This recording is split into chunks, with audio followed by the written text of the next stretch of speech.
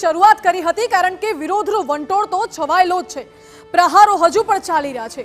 વાત જ્યારે અમરેલી બેઠકની કરવામાં આવે, કારણ કે અમરેલી બેઠકમાં વિરોધ છે, તો એ પણ જણાવી દઈએ કે ભાજપમાં અસંતોષ ઠારવા માટે બેઠકોનો દોર ચાલી રહ્યો છે।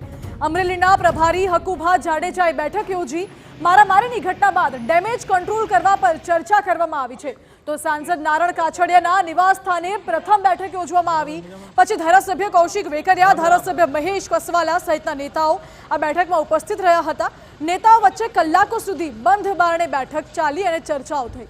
નારણ કાછડિયાના નિવાસ સ્થાન બાદ મધ્યસ્થ સહકારી બેંકમાં દિલીપ સંઘાણી સાથે પણ બેઠક કરવામાં આવી છે।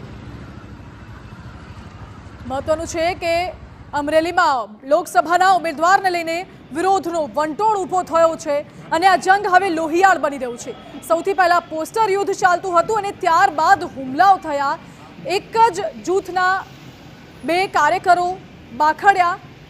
મહત્વનું છે કે ભાજપના જ બે જૂથ અંદર ભાખડતા લોહિયાળ જંગ બન્યો અને ત્યારબાદ હવે ડેમેજ કંટ્રોલની કવાયત શરૂ કરવામાં આવી।